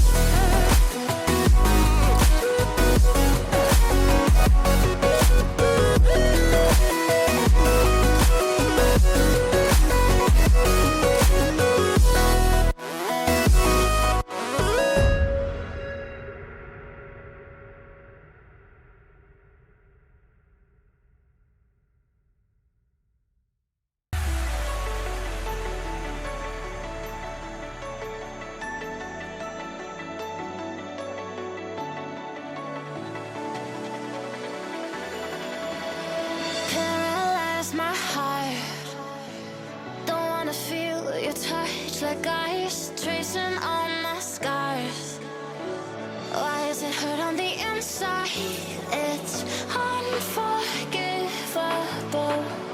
But I forgive you every time. Hard to let it go, 'cause we're intertwined. I break you break me, but something about it makes us whole, baby. Every piece keeps us together in the cold.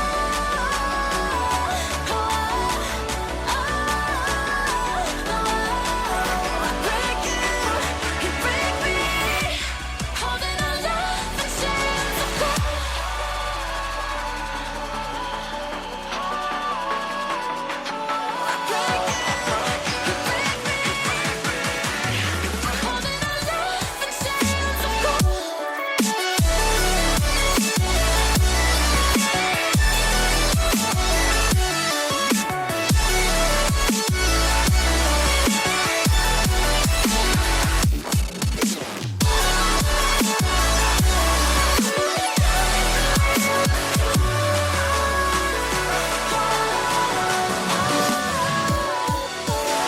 Frozen in a dream, I can't escape the thoughts of you.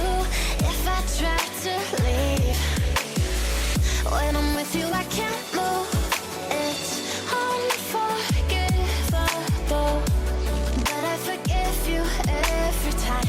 Hard to let it go, 'cause we're intertwined. I break you break me, but something about it makes us whole, baby. Every piece keeps us together in the cold.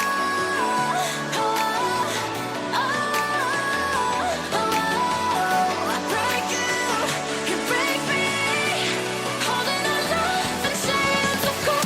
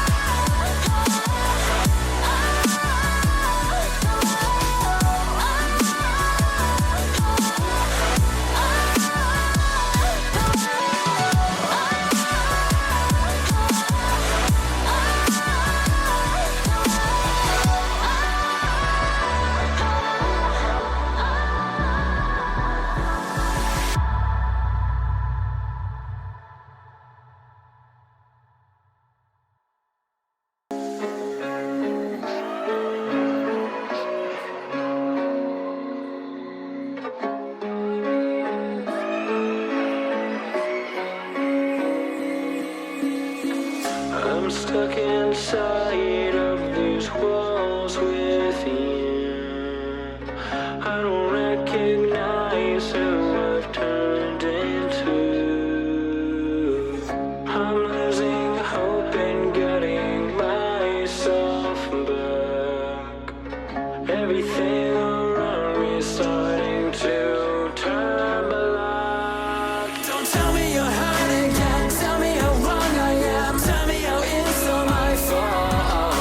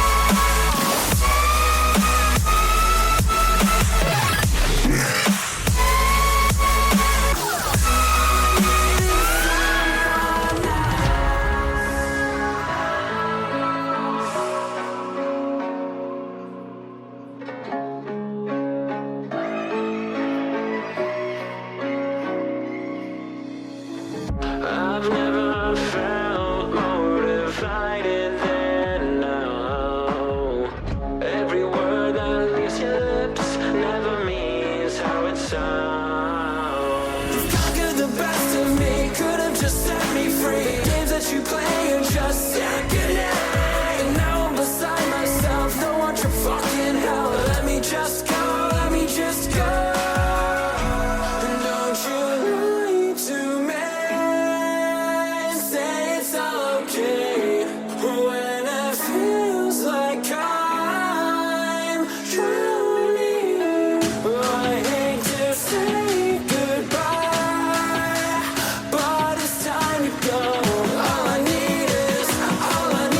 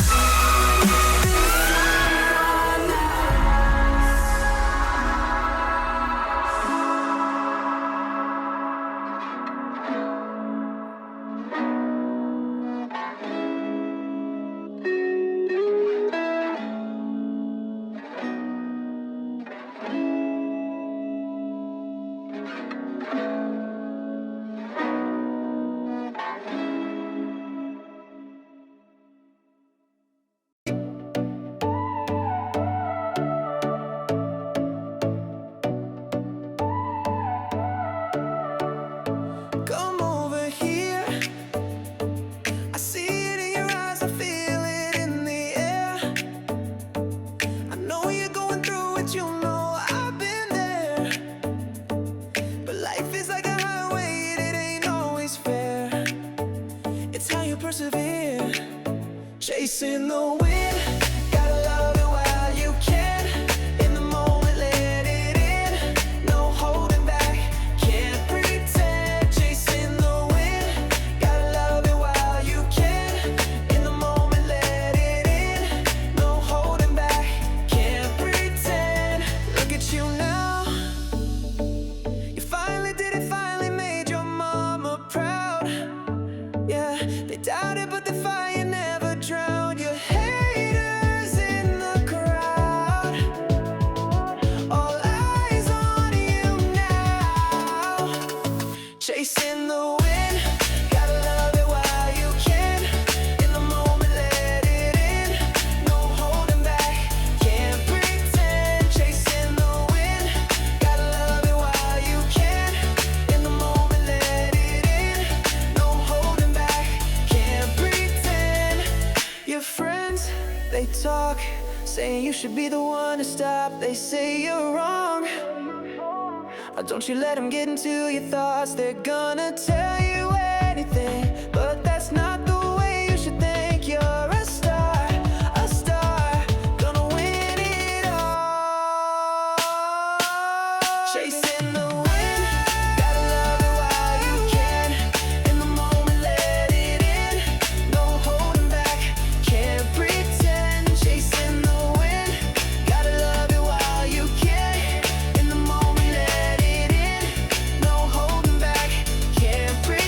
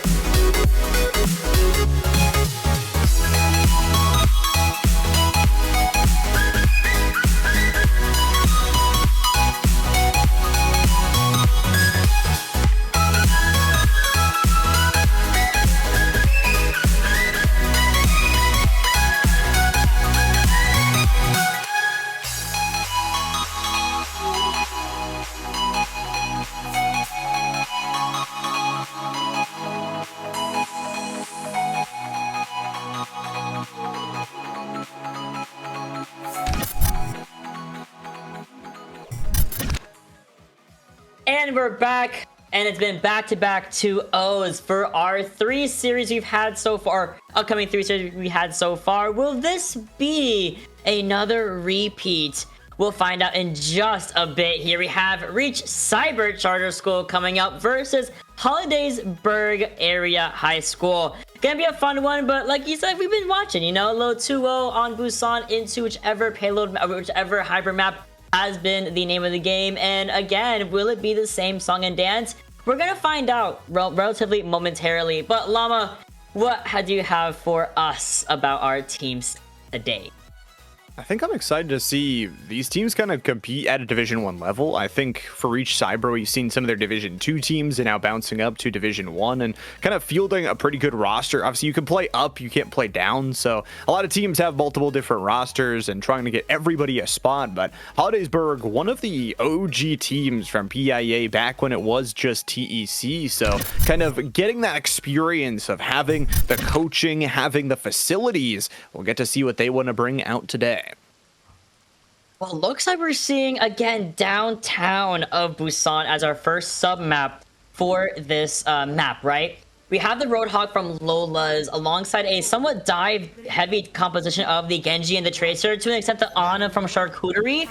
Reach Cyber, though, they're on a full dive comp with the Doom and Sombra to boot. Quite interesting. I think especially that front line is going to be a little bit tougher to build from Reach Cyber, but you've got a lot of backline attack. If you can play this mid ground, it's really good to isolate some of those backline squishies, especially the Tracer. I really want Hollidaysburg to be careful about playing on this coastline a little bit too long, because that Doomfist is looking itching to pummel these guys off into the off the map, right? But it's gonna be Connor Zombie getting the headshots on that Tracer. There goes the Zenyatta, and it looks like Reach Cyber are just walking in line against Hollidaysburg Area's composition here. We're taking out the back line and then leaving Lola off for last. They get the team kill finalized, and Reach Cyber actually enters today 1-1. So they're one of the few teams that actually did go to a map number 3 earlier on in the year, but were able to finally win that one. So it's going to be exciting to see because a lot of the standings are actually decided by map differential. So if you go to a single map number 3, that could drop you below some of the others in the standings. 100%. It's so important to get as cleanly of a score as you possibly can, which is why these two has been so good earlier on. The Sleep does get onto the Vall, getting the trade-off between themselves and the Zenyatta broadside. Either way, though, you're only relying on on a healing output from Holiday Area, and of course the stuff coming from Lola. And as much as I will love that to work, Reach Cyber taking care of the opposition easily, again with that full dive composition. Unfortunately, when you lose your top 2 DPSers and then your tank is just burst down off of this Kutsune rush, it's going to be tough to take these fights. Nice hook, though. Oh, and beautiful Suzumi from Connor Zombie. I feel like Connor's been really a force to be reckoned with on that Kiriko so far. The Suzu's so good against these anti-nades, so good against the Roadhog hook, so good against everything. We lose one, though, once again going down early, but the cleanup is definitely there against the Genji of Rocksteady. 75%, a quarter only needed left for Reach Cyber to take the first round. Huge ultimate upcoming there for Connor Zombie, and then actually finalizes 2 of those kills in the backline. 3 very, very big ultimates, and Connor Zombie just okay laying in this damage from the sidelines. Ooh, forcing out the sleep. Also, the 1v1 between Connor Zombie and Chocolate Bear going to the Kiriko of all people. EMP from behind. Will it connect? Will it get value? It finds 3. And the backline are just victims of the virus and the hack combination. The Nano comes out onto the Roadhog, but Lola's only 3% away from that whole hog. Does have it online, though, and gets hacked right as we start the startup of it. It's just been stuttered fight after stuttered fight, and unfortunately just can't find all 5 players. Eventually, the Tracer is going to fall, and this is going to be Reach Cyber Charter with a sub-map number 1 victory on Busan. And really, really good job to, again, find team fights where they don't really have a front to back, where they don't really have a shielded hero. And Hollidaysburg, now the onus is on them to try and come back in sub-map number 2. That's going to be Mecha base, so we're not going to see, well, so far Lola is of course on Vall, but we're not able to see Sanctuary, at least for now. If Hollidaysburg's area can't bring it back to around 3, right? But they gotta make this ball comp work if they're gonna stick to it. Otherwise, Reach Cyber are a-okay running it down again with what's been working. That Doomfist and Sombra, very much I'll say it, it's an annoying composition, but Hollidaysburg area cannot let that falter their mental whatsoever.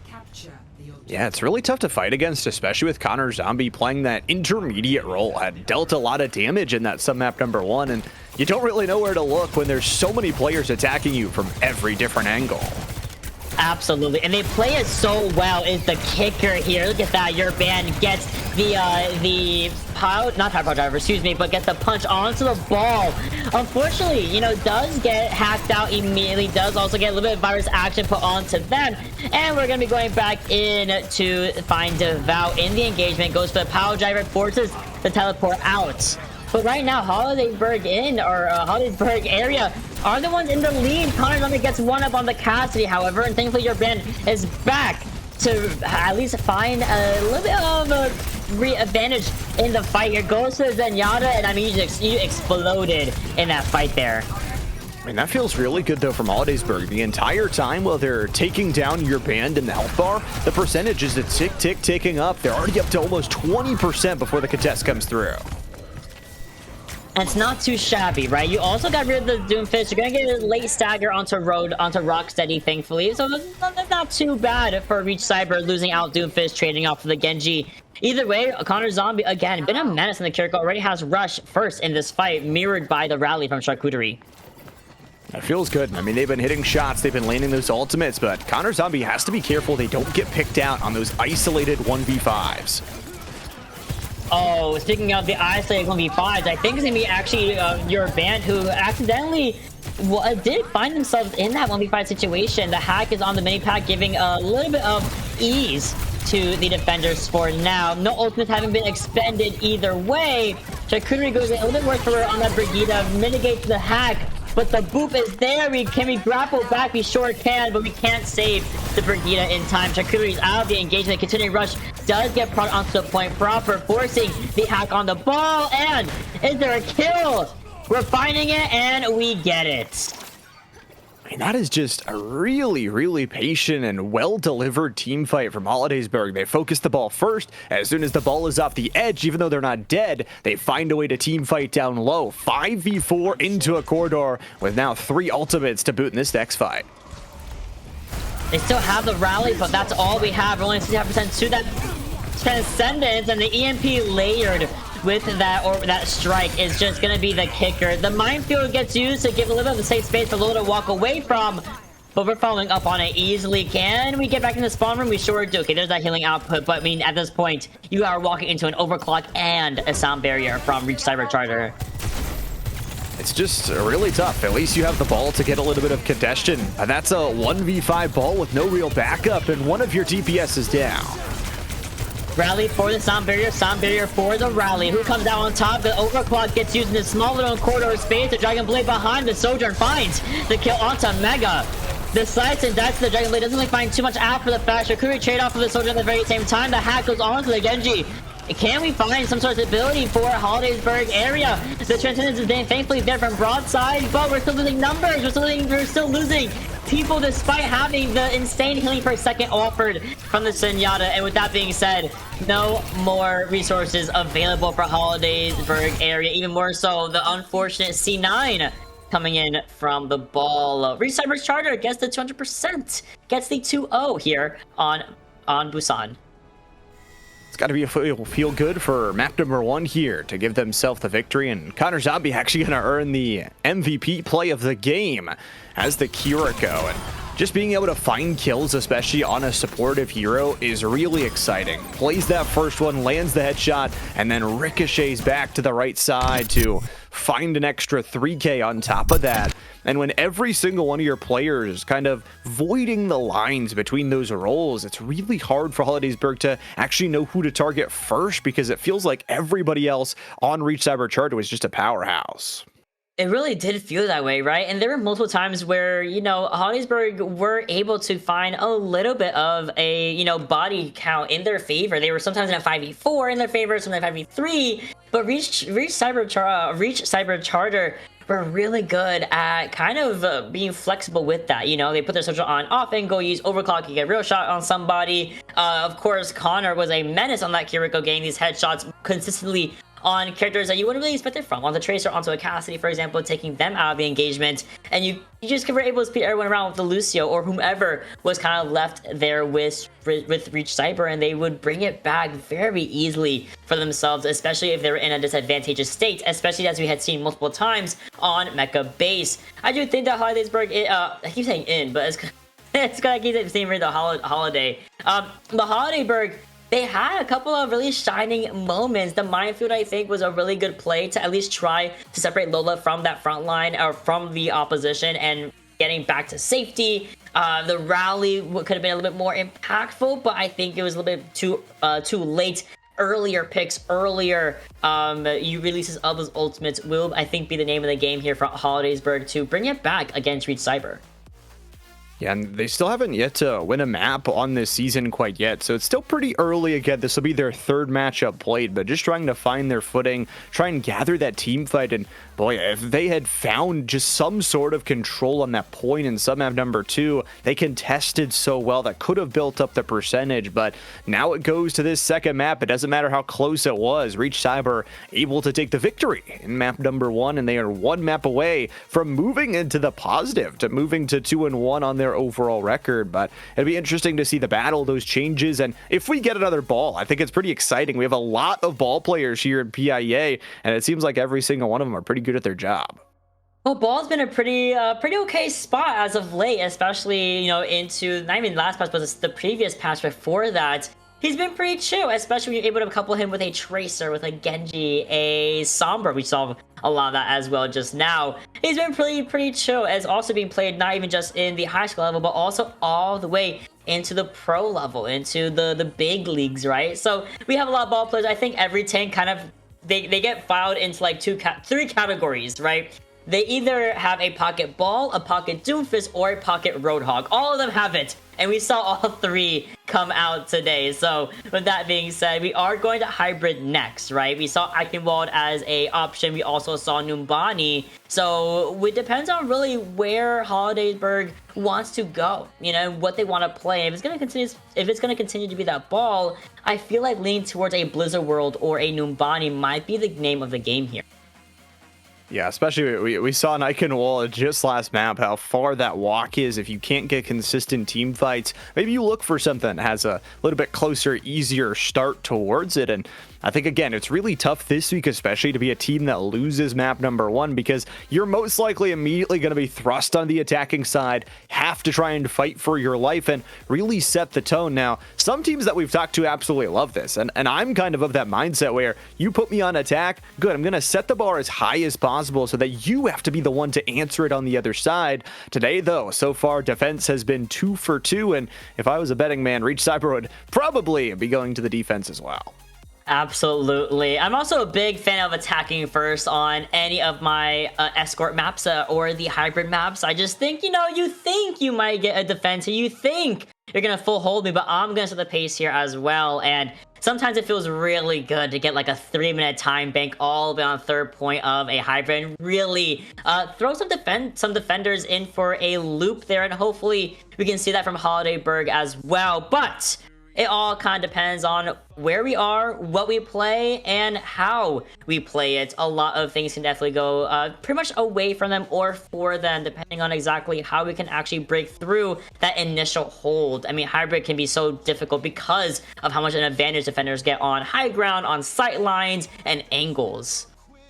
Yeah, especially depending on the map choice. There's a lot of those closer angles or a lot of different high ground that you didn't play against in that control. So for all these teams, it's, again, adaptation from map number 1 to map number 2, but also map recognition. If you've been playing these maps long enough, you start to recognize all the different secret passageways that open up or different options that are more available. Even though the sim didn't work out nearing the end of that second series, I really liked it because you could get those slow turrets, especially in those small little rooms and corridors, can often make the fights messier than they need to be. Oh yeah, and Sim as a defense option is so popular just because you are on one area, and if she's able to set up in one space with all 3 of her turrets, 4 if you get her perk as well, Yeah, becomes a really big menace to deal with, especially on things like Eichenwald. If we go to Eichenwald, even King's Road to an extent. Blizzard World, a little bit more difficult if you want to stay all the way back. I mean, that's one of the furthest points I feel like is Blizzard World's defense and attack option. You are walking a very long distance. So if you're kind of scared of Reach Cyber's Sojourn, which again, so much value was being given to that character, I would go for something a little bit. Oh, we're going Blizzard World. Oh. I was gonna say I would go for like a Queen's Row, maybe a little bit like closer. No, we're gonna go nice long sight lines. I see an Ashe. I see the Soldier. Double hit scan for Hollidaysburg right now. I'm interested. Oh, this is going to be really exciting. We got 3 different maps for 3 different series on the day today. For Hollidaysburg, though, they've got a lot to do here as Reach Cyber is going to go with a really quick, really in-your-face composition, especially with that Junker Queen. Those longer sightlines are nice until you have an Annihilation going straight down your face. Yeah, that poke fade for Junker Queen is going to be rough, but ideally, Devout is going to try to go for an off angle, either through the Viking Tavern or up, right? And they're going to try to force the point early to allow this area to be walked upon by your band and everyone else from Reach Cyber. Like I said, though, here comes the pull-in, here comes the Carnage, but it's giving Charcuterie, getting rid of Super Monkey extremely early on here, giving, you know, Reach Cyber a little bit of a, this is a kind of situation, a 4v5. You don't want to walk into that on Blizzard World, so they're going to play around Statue and kind of leave Hollidaysburg to back up a little bit. Like the use of that Void Barrier there, giving the team a place to fight for, but Reach Cyber, they fight around the shield. They're able to find some of this corridor action and get themselves an immediate kill back. Ooh, good negation of the pylon, and there goes Chocolate Bar out of the fray, out of the way. No Soldier, no problem. Connor Zombie on the Yari, another DPS heavy backliner. And it's no surprise why we're able to break through this mold only a minute and some change in for Reach Cyber. It's also quite interesting. Reach Cyber, again, they selected the attacking side, so wanting to set the bar, the first team to select the attacking side here today.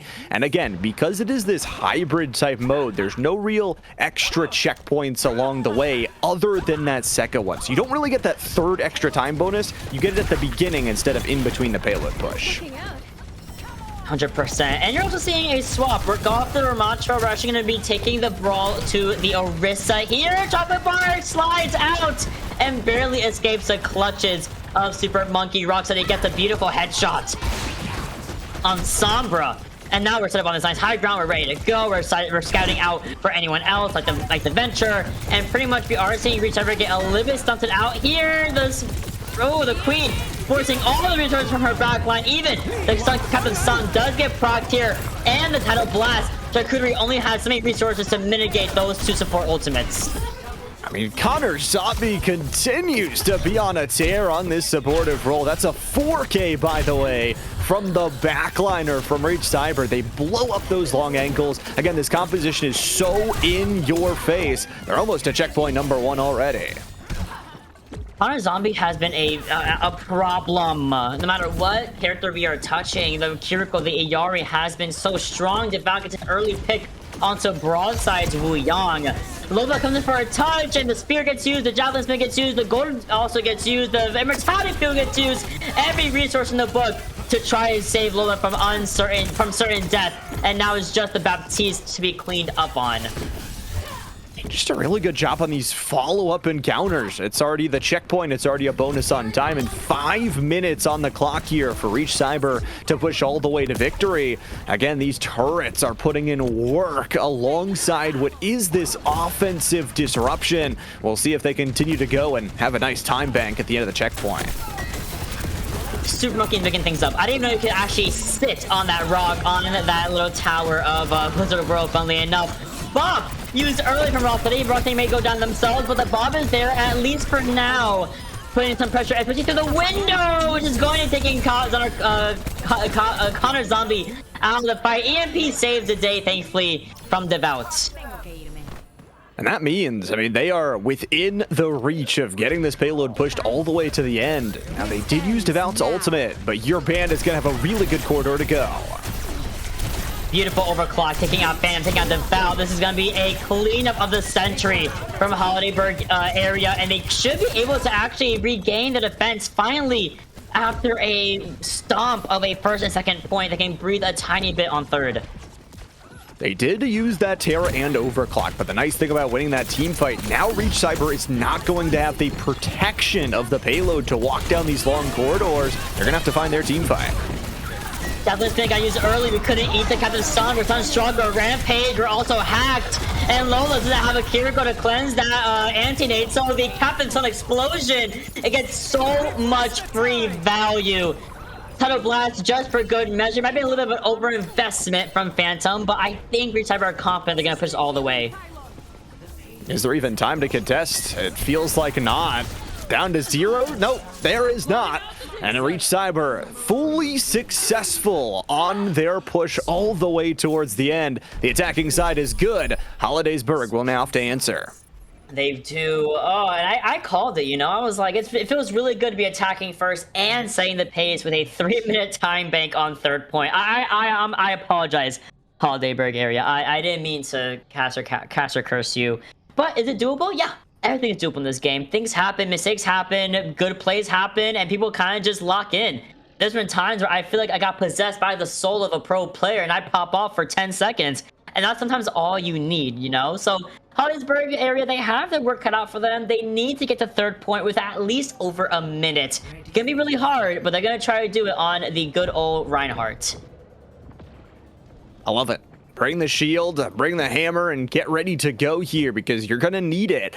First and foremost, you've got to unlock that payload and then push it all the way to the end. Even if you do that, we'll get ourselves in overtime. We'll have to see what can happen with that. We haven't had an overtime as much as those map 3s as well. We've been able to relatively avoid them. Reach Cyber would love a clean series to clean up their day. That would put them at 2-1 if they could find the victory, but Hollidaysburg looking to battle back.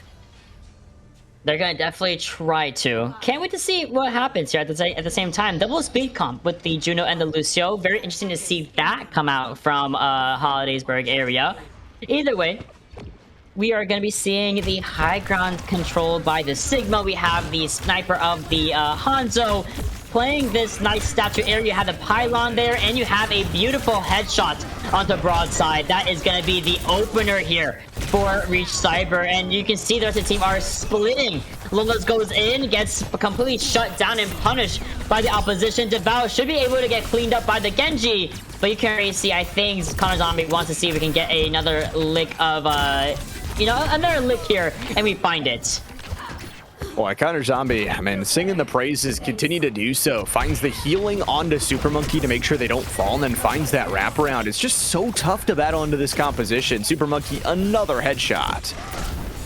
This is gonna be the opener every day of the week for Reach Cyber. As we walk in, we charge into the fray, trying to find a Hail Mary, and Lola finds a virus to the face instead. Beautiful placement from Connor Zombie onto broadside, taking the Juno out of the fray, and again, very clean fight, or quick fight as well for the side of Reach Cyber.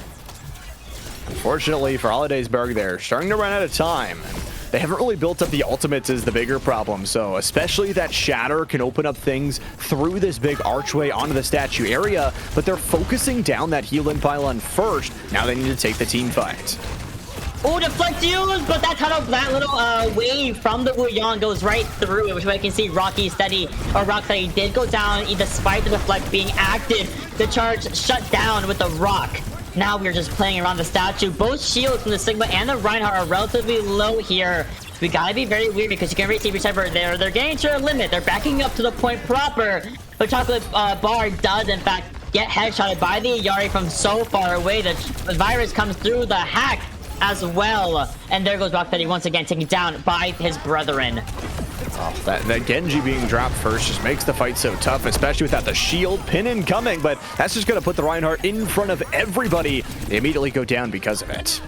I'm going to give props to Phantom for that Tidal Blast onto the Sombra during the pin, because Devout should have died there, but that timing was almost impeccable from the Wu Yang, and the follow-up from Devout onto Chocolate Bar. Fantastic. EMP is online here. Has been a consistent fight win for Reach Cyber. I don't think they know. I don't think anybody checked back behind. 4 ultimates to work with here for Reach Cyber, and that shield is once again broken in half. Ooh, and the EMP on top of that, layered with the captive sun. You lose the bout, but you know what? The damage has already been done. We also did, in fact, use the Dragon Strike from Sir Monkey. So a three-man ultimate, three ultimates have been committed from the defender so far. That's a lot to invest in, but especially when there's only 60 seconds left. I don't hate it. You're winning fights, you're taking long range, and the Flux may win you another one. Shatter's online, but will it be enough to even break open this defense of any shape, especially when you don't even have your Genji, who used the Dragon Strike, or used Dragon Blade, excuse me, who tried to get an opening for the team here. Orbital Ray should be enough power, though, for his overclock to get something. Hack is negated by the wall, though. Will it be enough? Only 30 seconds left walking with the Orbital Ray. I love it. Overclock also. Shatter committed. Two have been stunned out. There's two dead for the count. It's the exact fight you wanted. You pop everything, sure, you invest every single little bit. It's just, can Connor Zombie 1v4 this team with Devout? They're gonna get one tick here, tick and a half. But they have 10 seconds to get the other two, and Llama is a big ask for Charcuterie to stall, to walk around, but you're a hack, your legs don't work anymore, and that's the end of the Lucio's reign. No one else can touch in time, and it's another 2-0 of the day for Reach Cyber Charter. I walk away with a series victory. Like you mentioned, that 2-0, they'll get the Blizzard World dub after their opponents picked it. And Connor Zombie back-to-back plays of the game and back-to-back maps. This time, that sun, it is just powerful.